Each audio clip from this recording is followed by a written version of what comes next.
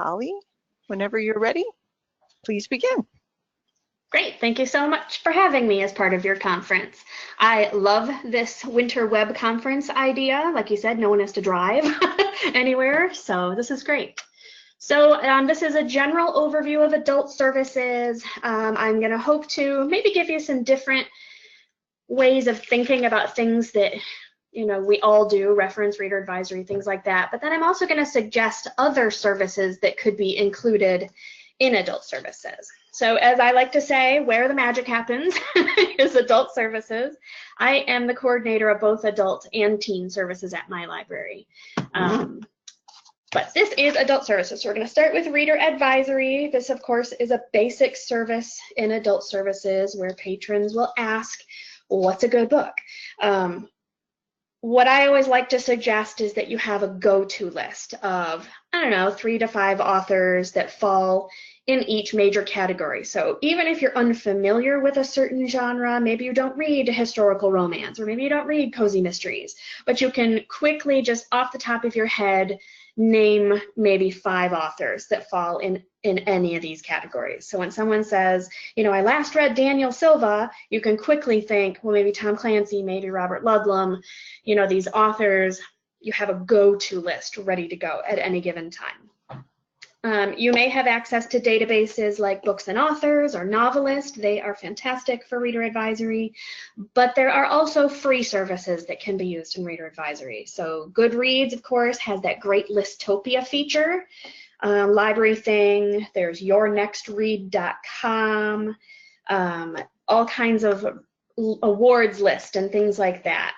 I also want to talk briefly about nonfiction reader advisory, or what I like to call subject advisory. So when people, sometimes you see a movie and it just gets you interested in the subject. So you see a movie about, pirates.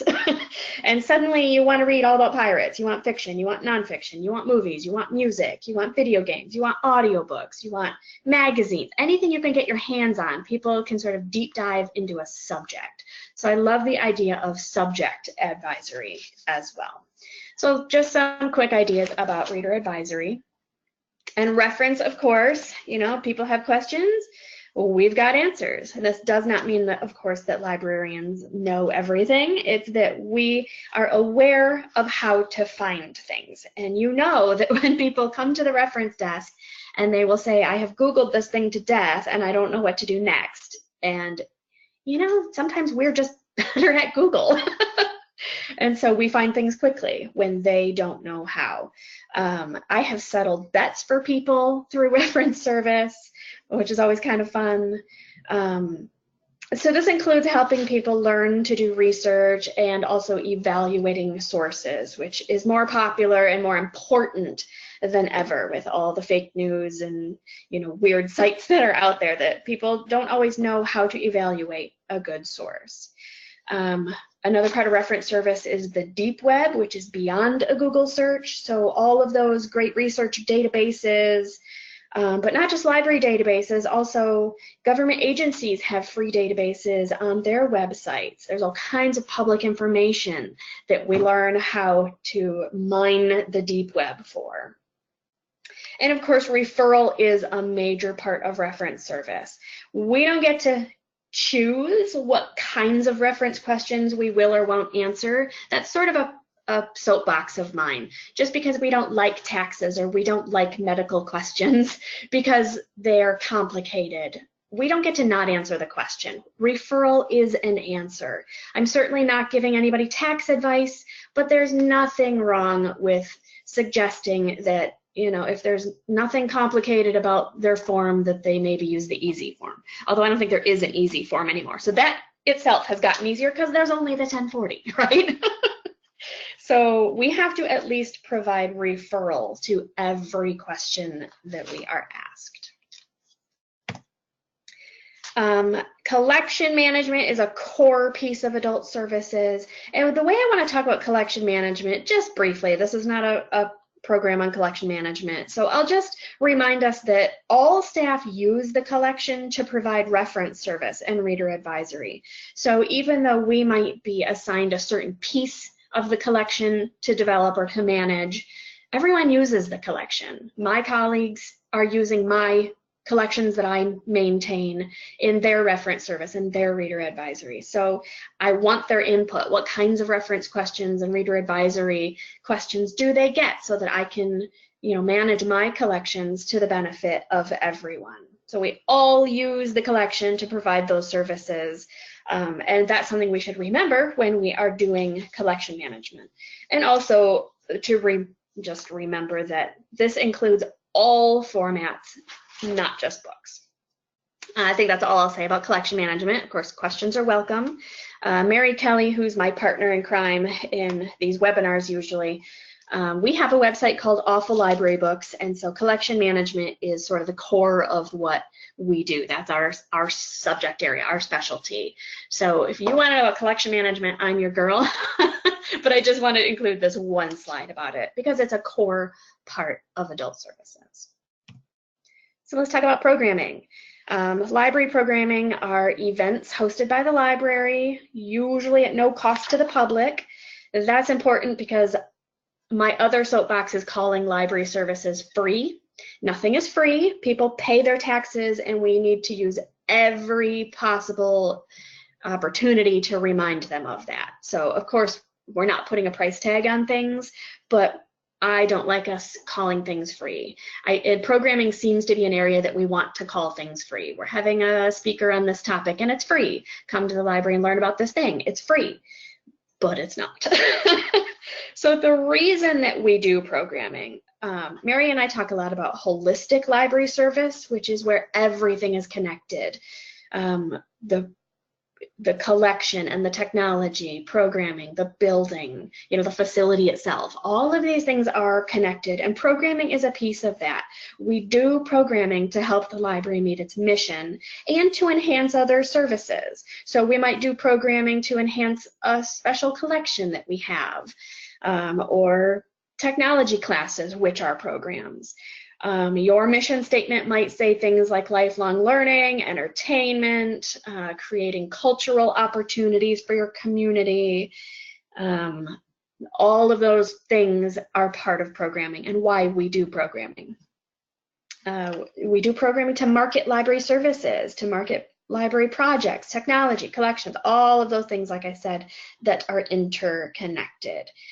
And in adult services, you can do multi-generational programs, book-related programs, so book clubs, author visits, author Skypes, making crafts out of old books, book talks, any number of book-related programs. But then there's also, Money Smart Week and National Library Week. If you have ever seen Chase's calendar of events, it's a great way to come up with monthly sort of tie-in programming to go along with what's going on in the world. I also love programs that go along with current events. So my library had a fake news program. One of our most popular programs right now is called Cut the Cord, which is about how to drop cable TV and what the other options are. So current events is another way to look at programming. Outreach takes the library into the community. It makes the library a part of the community. It makes us a contributor to solving community problems. And it enhances the community as a great place to live. If you've ever had the opportunity to attend the Harwood Institute training, it is fantastic. And they have a theory called turning outward. And community conversations are a part of all that. So the library goes into the community and finds out what the community needs and thinks about how they can contribute to those needs. So if you think about any particular community, there's a lot of overlap of services. And so rather than coming from the perspective of here's what the library does and what we offer, it's coming from this perspective of bringing the library into conversations and needs in the community and saying that's not something we have done, but it's something we could do. And I'm thinking about libraries that offer summer lunch programs. If there are children who are not getting summer or school lunch during the summer, maybe that's something the library can offer. There are grants for things like that.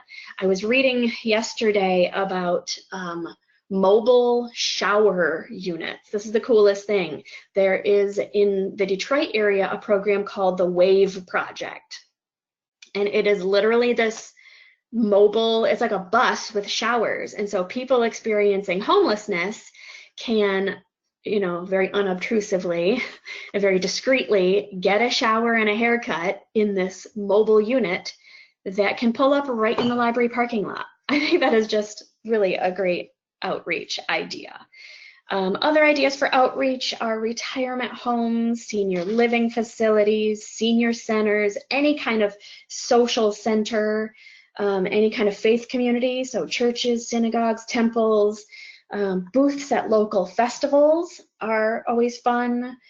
Home delivery, my library offers home delivery service. We used to call it homebound service, and then we decided that we needed to branch out, that the service wasn't just for people who cannot leave their homes for whatever the reasons are, but people who are temporarily, maybe they just had surgery, or maybe they have a new baby, and it's just too hard to get out. And so we will deliver materials to them, we will pick up their library materials and return them to the library for them. So now we just call it home delivery, so that it's more inclusive of other needs that people have. You can partner with community centers, cultural centers, of recreation centers, even businesses, banks, gyms, restaurants, grocery stores. I saw an idea once where a library went into a grocery store and set up a table full of cookbooks. Next to them was a chef from a local restaurant making a dish out of the produce sold at the grocery store. And so there's this nice community collaboration between the restaurant, the grocery store, and the library's cookbooks. I thought that was really kind of a neat outreach program. If there are any questions, I'm hoping someone will stop me. I'm just going to keep going otherwise. Technology seems like another core service that you would offer in adult services. I'm going to branch that out and suggest that we teach computer classes, that we have one-on-one computer consultations or tutoring. My library has drop-in tutoring every Saturday morning with National Honor Society students. So the students get volunteer hours for offering the tutoring. Patrons get one-on-one contact with a National Honor Society kid who teaches them how to use their new phone or how to put ebooks on their phone or whatever it is that they want to know. Or Savvy Seniors, I have also been the tutors for these kinds of programs. I mentioned our Cut the Cord program, our cable program, which is related to technology. We've hosted Fix-It clinics, computer security, all kinds of ways to go with programming and technology. The duties for adult services librarians or adult services staff are more about supporting library technology and helping people to troubleshoot things like Overdrive, Hoopla, RB Digital, how to use Windows, like when Windows 10 upgraded and people just needed to get a handle on that. Cloud storage, social media. The idea for me is that if the library offers technology as a service, the staff need to be able to support that technology. I'm not suggesting that we're all experts in every piece of technology, but that we have an awareness. If we expect our public to be able to figure out these services, the least we can do is offer some basic troubleshooting and get people started with using those services. And don't be afraid to touch people's devices. That's sort of an old-fashioned idea to me. Way back in, I don't know, the mid-90s, it was like, don't touch anybody's phone, don't touch their laptop. We were afraid that we were going to break something. I always sort of prefer that the patron do the hands-on part so that they learn better, but I'm not afraid to say, so here's how you turn the Wi-Fi on your device, or here's how you install antivirus software or something like that. So don't be afraid to touch people's devices. It's always, for me, it's crystal clear when the line needs to be drawn. I'm not playing with people's firewalls, right? I'm not typing in their passwords for them. The line of privacy and security are clear. If somebody just wants to know how to turn on their Wi-Fi or install the Libby app, I'm happy to help them do that kind of thing. I briefly mentioned tax forms. This is definitely a service for adult services in a lot of libraries. And as I mentioned, there is a difference between giving tax advice and making tax forms available. My library has an AARP volunteers that come in and help seniors with their taxes. Every Wednesday, they help whoever's in the line. You can set up a kiosk for printing tax forms. Here in Michigan, I don't know if this is a national thing or just here in Michigan, but we don't get most of the tax forms anymore. We get the 1040s, the instruction booklets and the state forms. And really that's it. So anyone who needs all the schedules and all the numbered forms, we don't get all those. So we will print one copy for free and then suggest that they use the copy machine, to make any multiples that they may need. You can set up a kiosk though, just a special computer attached to a printer specifically for printing tax forms during tax season. Serving New Americans is another adult service. So services for immigrants like immigration, citizenship, test prep. They're taking the TOEFL test and there's various tests that new Americans are practicing and studying to take. Some libraries have passport services. My library offers a weekly English language learners discussion group where they just literally get together and chat. The local literacy council run those discussion groups. They've also added a reading group. So twice a month, that same set of volunteers from the literacy council offer reading help. And they have different worksheets and things that they use from the library's ESL collection to help people learn to read and speak English comfortably. Having an ESL collection, you could have materials like high-low, they're called, where they're high interest, low vocabulary. Of course, all the citizenship and immigration informational type of materials. We have audiobooks that read at just a slightly slower pace.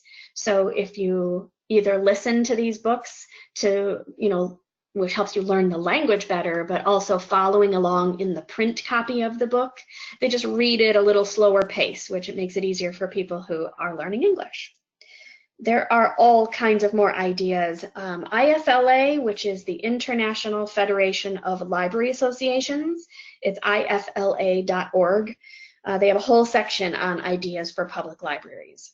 And then IMLS, the Institute of Museum and Library Services, which is imls.gov. They have a whole section on issues and national initiatives for serving new Americans as well. These are really popular services in a lot of communities. Here's something that comes up in my class. I teach Introduction to Public Libraries at the School of Information at Wayne State University. And something my students are always interested in are ideas of social services. I mentioned those mobile shower units. That fits perfect in this kind of category. Librarians are not social workers, but we certainly help people apply for food assistance and utility assistance. We help them connect with shelters for homeless or domestic abuse. We help them connect with rehab centers. I've heard of libraries that have washers and dryers on site so that people experiencing homelessness can wash their clothes. How cool is that for an idea?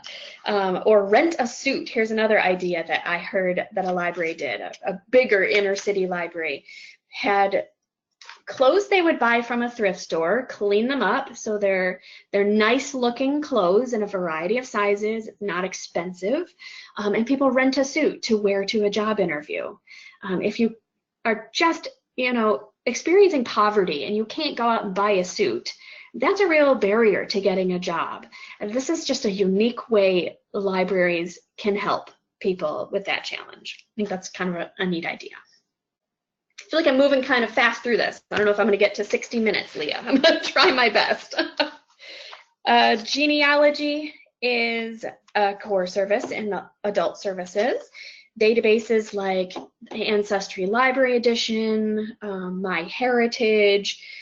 People are trying to navigate the Social Security Death Index and the census and vital records and all of these things. So you can connect if you are fortunate enough to have a Latter-day Saints family history library in your area.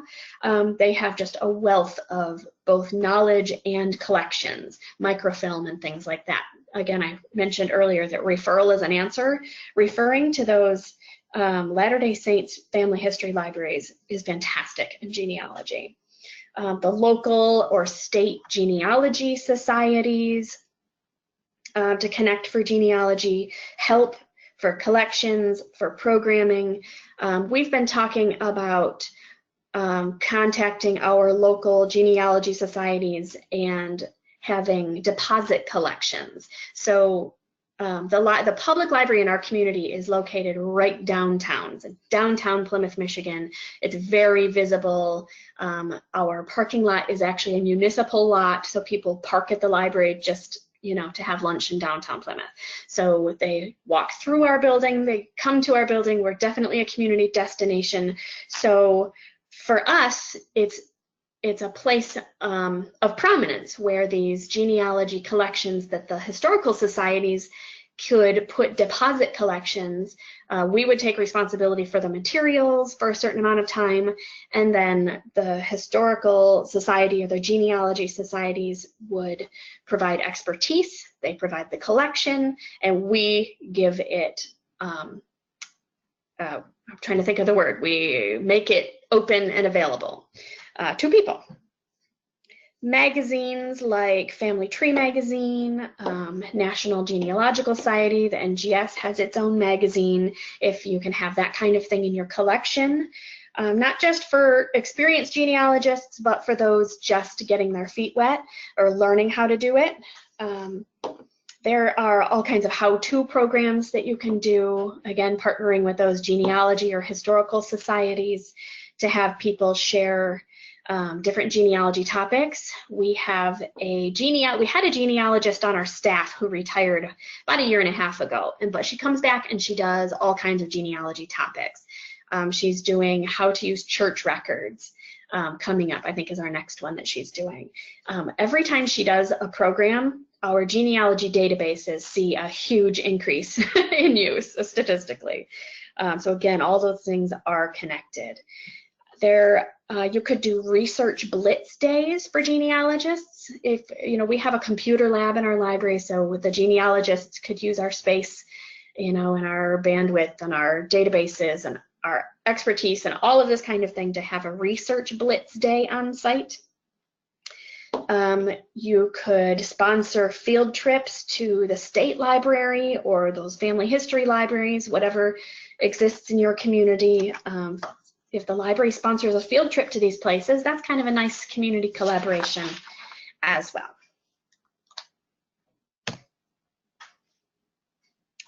Business services. My library is a small business development center, which around here is like a designation that you can have. You have to commit to a core collection of business materials and a certain number of business-related programming every year. And then they give you this small business development center designation, and your library is on list, basically. So people, entrepreneurs, people writing business plans, know that your library have these programs and collections, the core collection that they can use.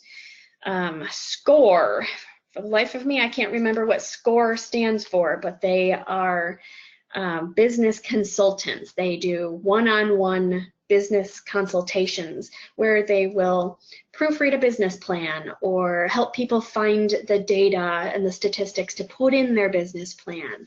They might connect them with a place that has 3D printers for making prototypes, things like that. So my library does, once a week we have SCORE counselors on site, and you just drop in and the SCORE counselor consults with you on whatever it is that business people need to know.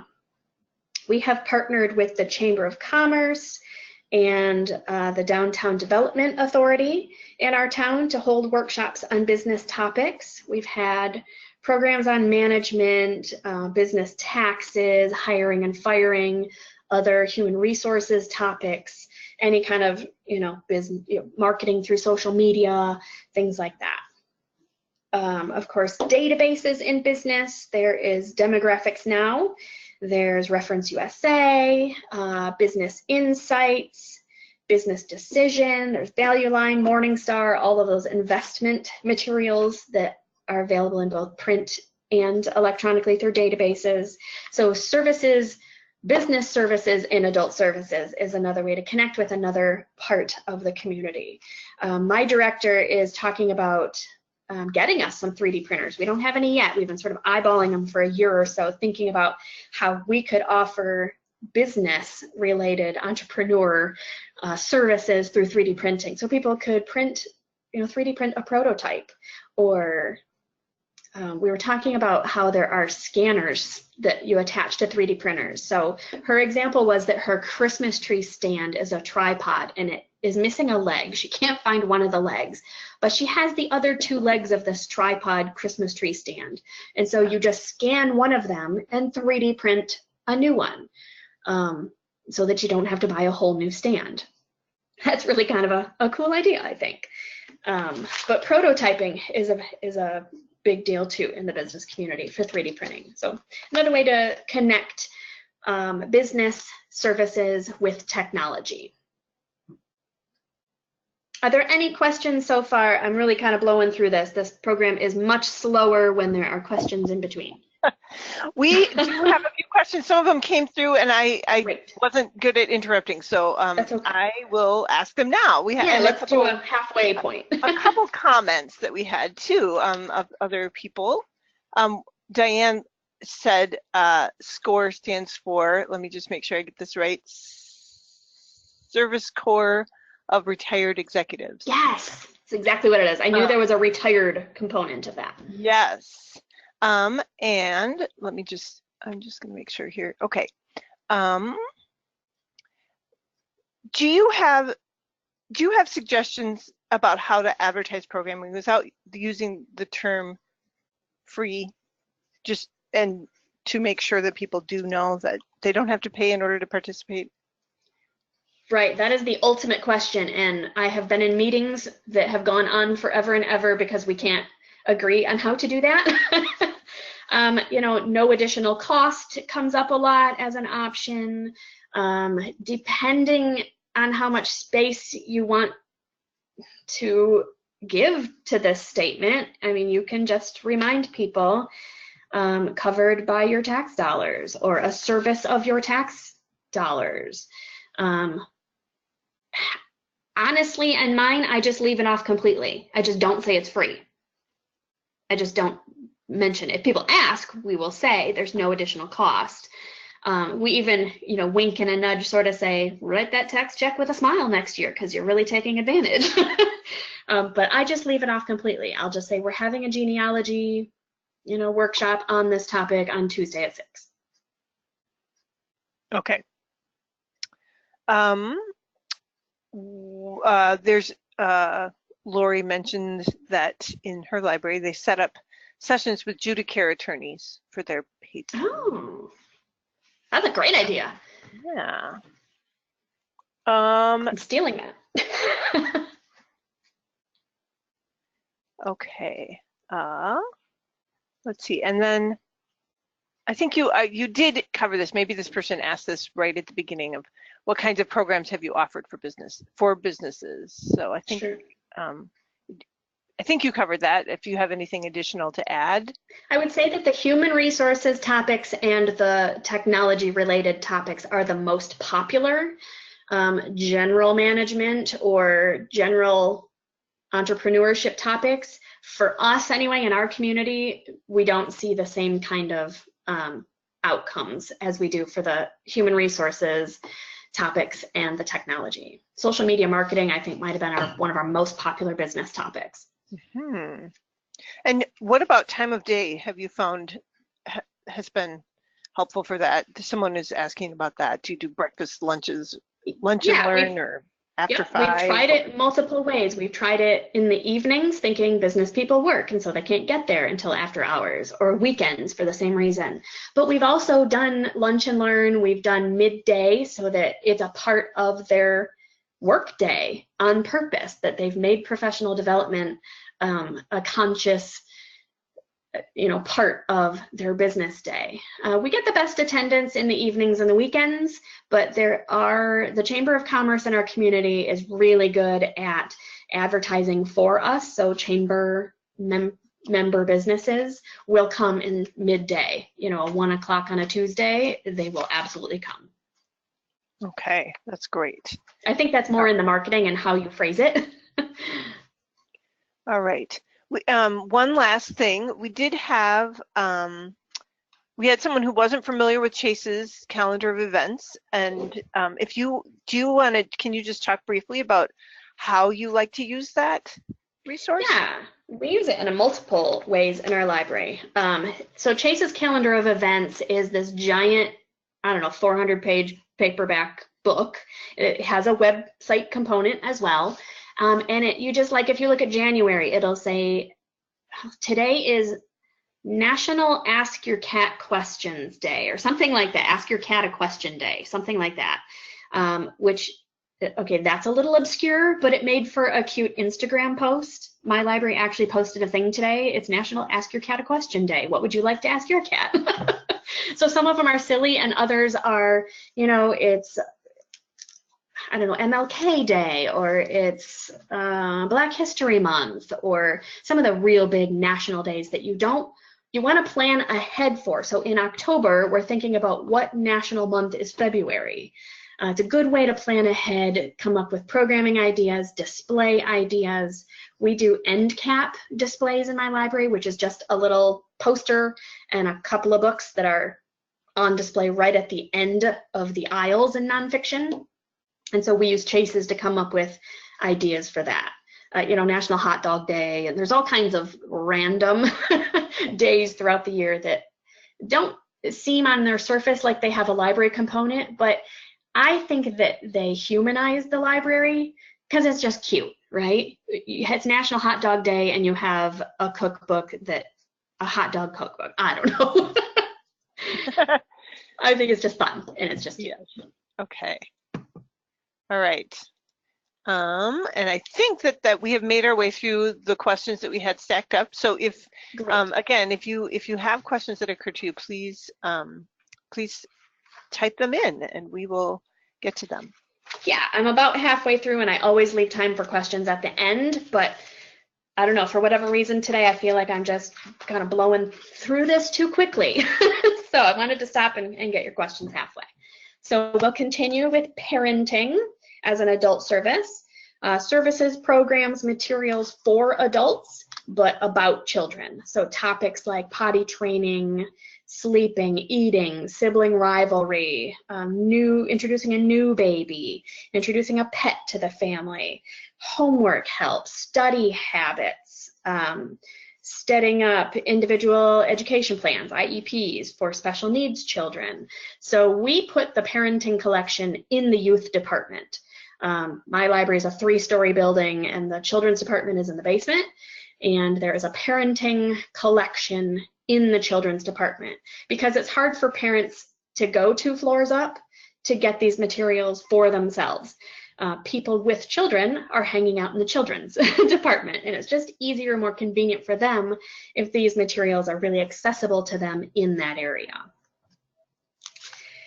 We also give out what we call Born to Read baby bags. So if you have a new baby in the family, you stop by the library and we give you the Born to Read bag, which has a board book in it. It has information about our baby time programs. It has early literacy tips in there. There are just all kinds of things that are in, and it's a nice library canvas bag, which people like as well. We actually keep a basket of diapers at our youth desk, our children's reference desk, because you don't want those poor parents who just experienced a difficult moment and didn't come prepared. We got you covered. It's cheap for us. It's not a big deal. We keep a basket of diapers at the youth desk. And I did mention earlier that we do the home delivery for new parents, or if you have a sick child and it's just too hard to get out, we will bring stuff to you. We will come and pick up your materials so that they're not overdue. We feel like parenting is an adult service, services, programs, materials for adults, but about children. Can I ask a quick question about your home delivery program? Is that staff run, or do you have volunteers help you with that? It is staff facilitated and volunteer run. So there is a librarian who is in charge overall of the program, of the marketing of it, and she will talk to people to set them up. You know, if they are permanently homebound, maybe she'll set up a delivery schedule with them. If it's just, look, my kid is sick and I just cannot get the stuff back to the library, a one-time thing.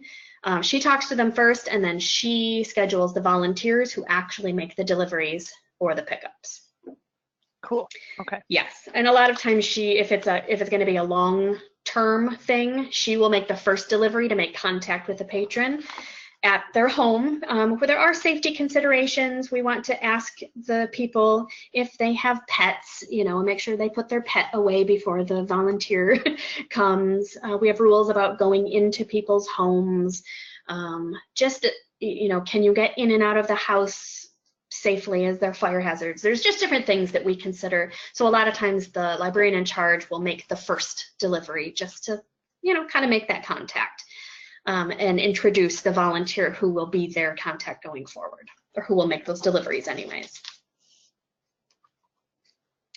Okay, let's talk about emerging adults, which is sort of a new service in adult services. I love this category. I'm really excited about this. My library, we were so excited about it that we included it in our strategic plan. We really want to reach out to emerging adults. These are 18 to 25-year-olds, roughly, maybe even into 30 in some cases. So we have a lot of programs in our library for children, for teens, for seniors, and for adults. We don't have a lot for that 18 to 25-year-old category.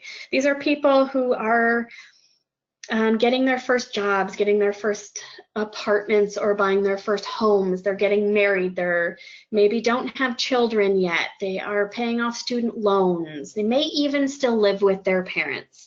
They have different information needs and different interests than more established adults. So we were finding that we have a strong connection to our teens and we have a strong connection to our adults, but we were losing people once they were no longer a teen, but before they had a reason to bring their children to the library, or before, you know, they had time in their life again for pleasure reading or to attend library programs.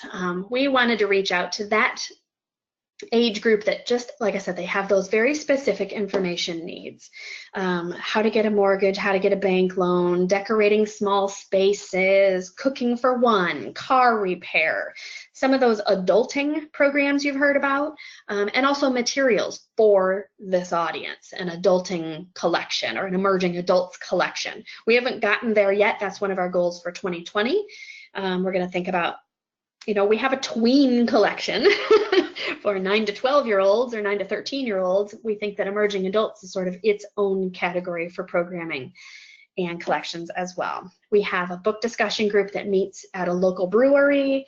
Emerging adults are, all ages attend that, but by far emerging adults are the interest group for that program. We've done Nerf wars. You know, they were young 20s that came to this thing, just people who are in college or recently graduated, looking to make friends in their community with other adults, you know, emerging adults. So we did Nerf wars. It was an after-hours thing. We closed the library. They literally ran around the library shooting Nerf guns. It was hysterical and super fun. We've talked about, go ahead. Oh, we got a question in about what you call these kinds of programs. Do you say that they're for emerging adults, or do you just assume that the people who fit that demographic will be interested? We learned that one the hard way. For us, and this, your mileage may vary, knowing you have to know your community. We did a budgeting basics program that was meant to be for emerging adults. The description of the program did talk about, are you new to a family budget, or are you new to the world of budgeting, or something like that. Seniors are who came to that program. So going forward, we will be more specific, and that was fine. They're welcome. Everyone can come to the program, but the target audience for that program is not who showed up. Going forward, I think we will be more obvious about it.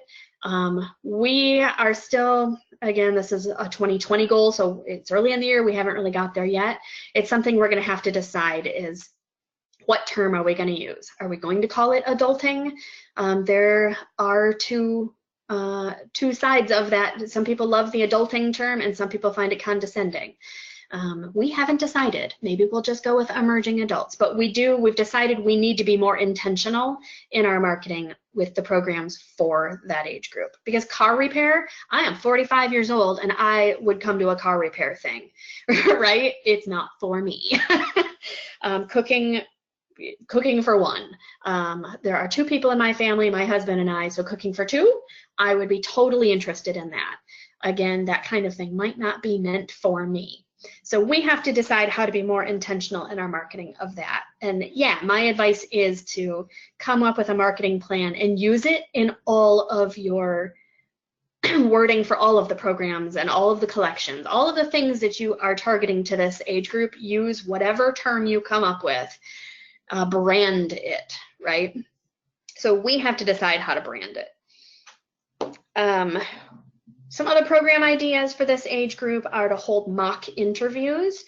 That can be tricky because you don't always know the kind of questions that would be asked in a very technical sort of industry. So they would have to be very generic, or you'd have to get volunteers from different industries, like those SCORE volunteers maybe could do some business related mock interviews. And to give real useful feedback, not just, hey, you did a good job, but here's what I would change on your resume, or these are some jargon words that they're going to want to hear in your interviews. So mock interviews, I think, are a good idea.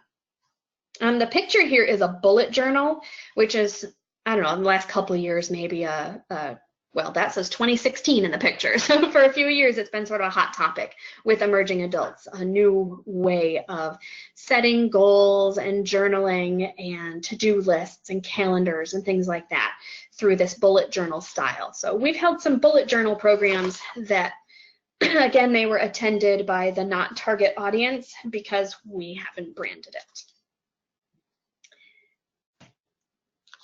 Okay, low vision services in adult services, having equipment like magnifiers or the closed circuit TVs like Optelec is one of them that we have at our library.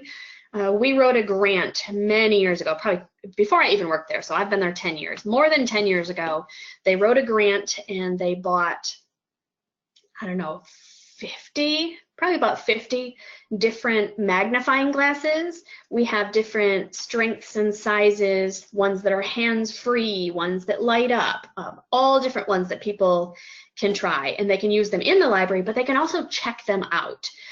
People want to try before they buy because magnifiers can be expensive, and they also just want to try different ones until they hit the sweet spot for their vision needs.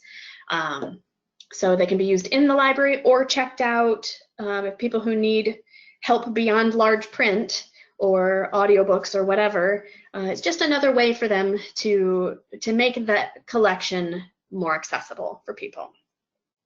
We hold a low vision info session monthly at our library. It's 10 or 15 people who come regularly. It's sort of a core group. There are new people, fairly often too, but it's a regular group. They have speakers that come in and talk about services and products and coping mechanisms for people experiencing low vision and their caregivers too. They didn't want to be called a support group. For whatever reason, that group didn't like that term, so we call it the low vision info session. We have available in our library applications for the libraries for the blind in our state and in our counties. So people can have access to those applications for service. We have a low vision collection. In this low vision area, it's in the large print collection area. We have the Optilec, we have a computer with Zoom text software, the magnifiers are there, these applications for Library for the Blind. There's all kinds of articles and brochures and product catalogs, but also the 600th part of the Dewey Decimal System. I don't know if it's 616 or what it is, that is Vision Health. That collection lives in that area. All checkoutable. There's no reference materials there. We do want the stuff to circulate. Pretty well used. There we go.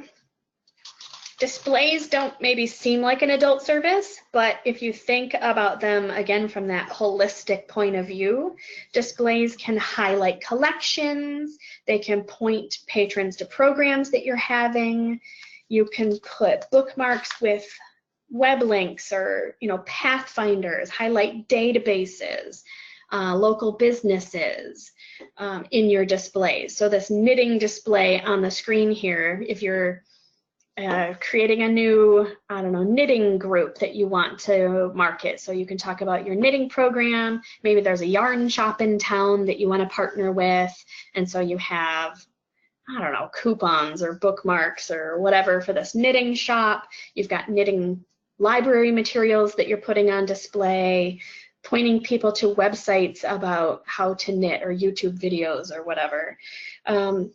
Displays like this are fun. They make the library more homey. They are relevant. They point out services and materials and programs and community partners that people maybe didn't know existed in their community. And it just sort of ties in all of these things, which I love. So a display isn't just, here's our knitting books. It can be all of these other things. So connect the library to community services, create those community partnerships, get your materials to circulate, get people to show up to a program, and make it really intentional that you are connecting all these things. I sort of see displays as one of those connectors, those holistic connectors. I am awful at making displays. This is not my personal forte, but we are so fortunate to have on staff a graphic designer.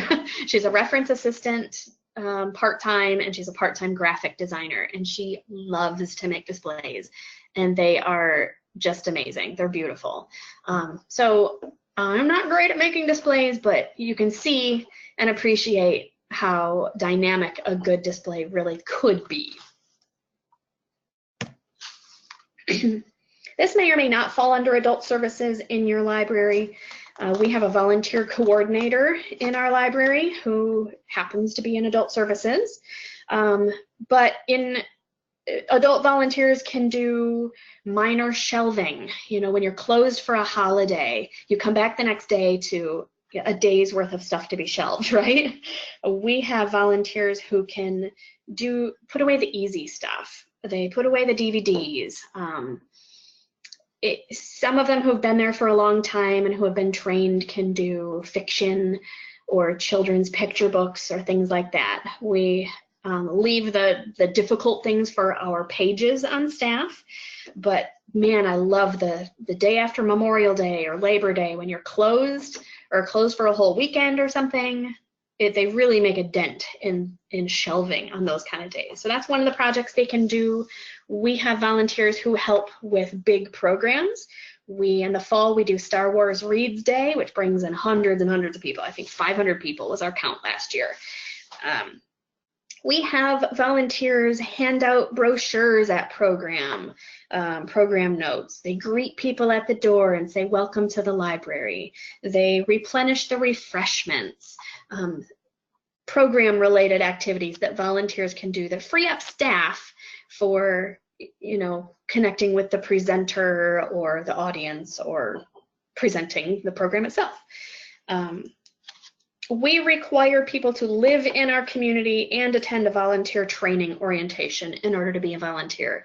And that is because volunteering is so popular at our library. At last count, they told us there were 150 volunteers on the list, and that about 50 of them were active on a monthly basis. So some people, out of that 150, some of them might only help us with the once a year big event. They might help us on summer reading kickoff day, and that is their contribution for the year. And they're valued, and we love that, but there clearly is not enough work to do on a regular basis for 150 volunteers. 50 of them, they restock the Friends of the Library book sale, which is ongoing for us. It's year-round. They are just on hand for extra. They put labels on mailers, and they help us move weeded materials through the system, send items to Better World Books, or so many things that your volunteers can do that free up staff time. I have seen in my experience that a lot of libraries undervalue their volunteers. That volunteer orientation that trains them, that really, you have to give them some training, not just here's some DVDs, please shelve them. But our training includes things like, if there's a patron browsing the shelf, don't say, excuse me, just don't shelve the item, right? Come back to it later. A volunteer might be inclined to want to do the work that's assigned to them and really try to get in there nicely and politely, but get in a patron's way who's browsing. We have trained them, just come back to it later. Just let the patron browse and walk away, move on to your next thing. So the training orientation, we do them twice a year. We used to do them quarterly, and it was just too much to keep up with, so they do them twice a year.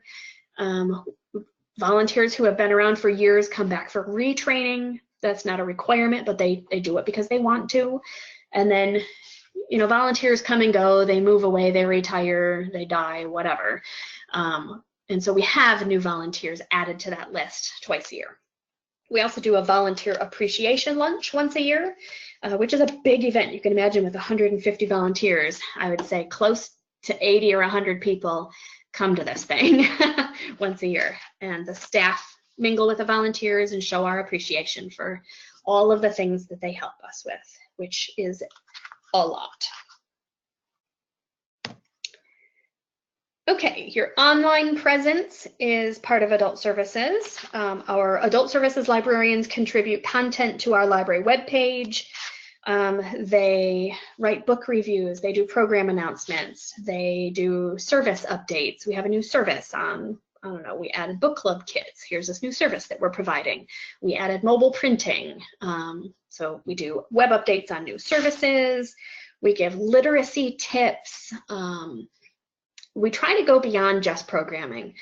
We found in past years that our online presence was so heavily about programming that we were missing a real opportunity to let people know through our social media and our homepage, our website, that we do all these other things that I've mentioned in this presentation. We now regularly, sort of on a rotation, have posts on our webpage about all of these different things. We'll highlight our parenting collection, or our English language learners group, or our SCORE consultations. So our online presence is a way for us to not just talk about the programs we offer. Those are important too, and we still do that, but we try to connect programs to other services as well. Okay, we're in the bitter end here. This might seem like a weird one, or maybe not. I don't know. Maybe we've been doing it for several years. We have this collection of charging cords. We have extension cords. We have Ethernet cables. If you have a reason for our wired, we have a public wired system. You can plug in an Ethernet cable. If you're doing something that you want a little more security than Wi-Fi offers, or faster than Wi-Fi offers, we'll loan you an Ethernet cord. We have, oh gosh, we have everything. We have adapters for HDMI. We have adapters for USB. If you have Android, if you have, Apple, whatever it is you've got, we've got a cord for it. Patrons are constantly looking to borrow charging cables for phones, tablets, laptops, plugging stuff in, charging stuff up. We hold their library card or their ID while they use the cord. It's not something they check out, although it certainly could be. They could, you could check out an adapter for your own use at home. Our service is more internal, of use it while you're in the library. We are hoping to add some charging stations in our teen zone. Teens specifically, they leave their phones all over the floor, and they have cords that stretch halfway across the room, which is a trip hazard because they're always charging a device. So we are hoping to add some charging stations that are in better locations throughout the room that alleviate that trip hazard, and teens can keep their devices near them because, you don't want to separate a teen from their device. So we'll have charging stations that put them in better locations around the room in the teen zone. All right, the last thing I want to talk about is more of a service orientation. This is a philosophy that is close to my heart. Customer service is the #1 service you can provide in adult services. This doesn't just mean being nice to people or friendly to people. That's certainly a part of it, but that is the tip of the iceberg. It means not letting policy and procedure get in the way of allowing patrons what they came to the library to do. They chose the library because they had a need and they believed you could help them. They chose us. They chose to come to the library, whatever their need was. Man, I need to charge my phone. I bet the library can help me with that. I need to write a business plan. I bet the library can help me with that. I cannot get my kid to eat. I bet the library has materials on that. And yeah, we do. They chose us. We feel like whatever we have to do to give a patron a positive library experience is what we need to do. So our policies and procedures are there to ensure safety. We try not to tip the scales too obviously in any one favor. We're not picking on people, telling certain people yes and certain people no. We try to make everything work. So our staff is told they are empowered to find a way. There are times when the answer is just no. It's unsafe. We don't have the equipment. That's where referral is an answer. And again, we would phrase it like, yes. The answer to your question is yes, and here's where you need to go to get it. And I'm going to connect you with those people. We will take that next step to, call the referral or give them the phone number, give them a contact person. We'll take it as far as we possibly can with whatever a patron asks us to do. And what I want to say is, I want you to ask yourself, if you find yourself saying no too often, number one, what's the worst that could happen, right? Is it truly unsafe? Is it so unfair that other people would be burdened by it? The answer is usually no. Sometimes yes, most often, 90% of the time, you can tweak things and you can make accommodations. You can meet people halfway to let them do whatever it is that they need to do. And secondly, if you're afraid that if you allow it, everyone will want to do it, maybe it's a service you should offer. If all these people are asking you, it's because they think you can. Again, they chose the library. They assumed you could do this. If that many people are going to ask you for it, find a way to offer it as a service, right? Everyone will use it. It'll be the most popular service you offer. So it's hard enough to get the community to understand what the library does. So don't disappoint them by, instantly showing them what we can't do. If you have to say no, you should have a really good reason why you can't accommodate a request, or at least compromise. It's just hard, or it would inconvenience staff. I sound really mean right now. But what I want to say about that is we get paid to do a job. So if it's hard for us, too bad. Right? If it's inconvenient for us, well, we're getting paid to do it. It's my job to do it. Find a way to make it happen.